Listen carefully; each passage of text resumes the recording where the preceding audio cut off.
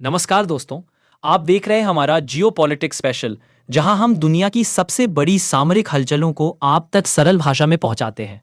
तो चलिए शुरू करते हैं। सितंबर 2024, उत्तर कोरिया आधिकारिक रूप से घोषणा करता है कि उसने अपनी पहली nuclear powered ballistic missile submarine तैयार कर ली है। राज्य मीडिया इसे बताता है ऐतिहासिक क्रांति, रणनीतिक छलांग और अमेरिका विरोधी सुरक्षा कवच। उत्तर कोरिया के supreme leader Kim Jong Un खुद जाकर इस सबमरीन का निरीक्षण करते हैं। कैमरे, सैनिक अधिकारी सब मौजूद और पूरी दुनिया चौकन्नी हो जाती है। लेकिन सबसे बड़ा सवाल यही है, क्या यह सच में न्यूक्लियर पावर्ड सबमरीन है? जो कि न्यूक्लियर पावर्ड सबमरीन का मतलब है एक ऐसी पनडुब्बी जो महीनों तक पानी के अंदर रह सकती है, लगभग बिना सतह पर आए। ना ईंधन की लिमिट, ना दूरी की सीमा। और अगर इसी पनडुब्बी में लगे हों न्यूक्लियर बैलिस्टिक मिसाइल्स, तो फिर उसे कहते हैं सेकेंड स्ट्राइक न्यूक्लियर प्लेटफॉर्म।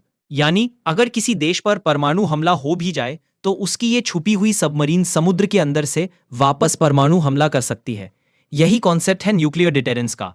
और उत्तर कोरिया जैसी आइसोलेटेड डिक्टेटरशिप के लिए यह एक बहुत बड़ा रणनीतिक कवच हो सकता है। लेकिन यहां से कहानी दिलचस्प होती है। कई सैन्य विशेषज्ञ कहते हैं कि उत्तर कोरिया की यह सबमरीन अभी पूरी तरह ऑपरेशनल नहीं है। क्यों? क्योंकि न्यूक्लियर सबमरीन बनाना दुनिया की सबसे कठिन इंजीनियरिंग परियोजनाओं में से एक है।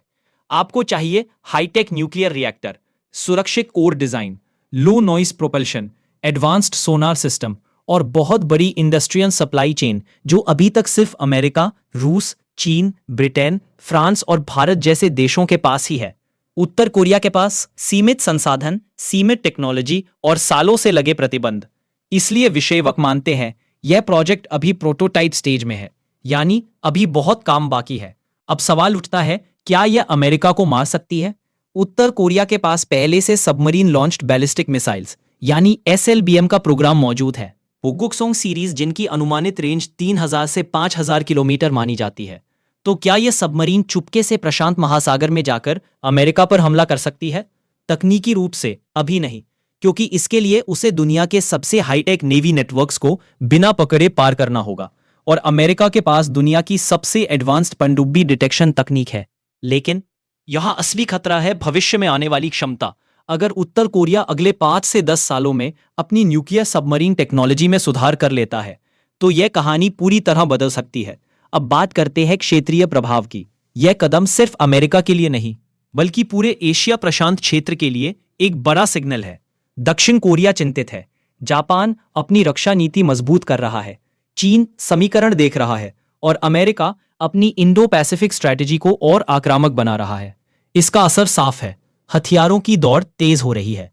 और जब बात परमाणु हथियारों की हो, तो एक छोटी गलती भी दुनिया के लिए भारी पड़ सकती है। अब बात करते हैं भारत के नजरिए से। भारत स्वयं nuclear powered ballistic missile submarine रखता है और भारत जानता है इस तरह के प्लेटफॉर्म कितने संवेदनशील होते हैं और कितना बड़ा रणनीतिक संतुलन बनाते हैं। उत्तर कोरिया का यह कदम एशिया की सुरक्षा व्यवस्था में एक और अनिश्चितता जोड़ देता है। तो आखिर निष्कर्ष क्या निकाला जाए?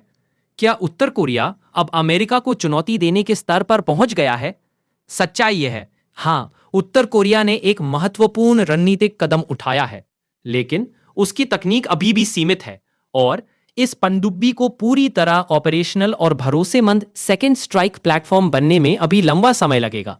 लेकिन दुनिया की राजनीति में कभी भी किसी को कम मत आंकिए। उत्तर कोरिया धीमा चलता है लेकिन रुकता नहीं, और यही बात पूरी दुनिया को सतर्क रखती है।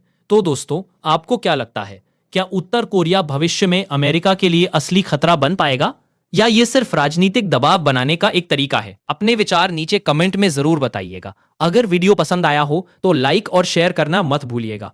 हम मिलेंगे एक और अंतर्राष्ट्रीय विश्लेषण के साथ। तब तक के लिए धन्यवाद और जुड़े रहिए दुनिया की सबसे बड़ी जियोपॉलिटिकल अपडेट्स के साथ।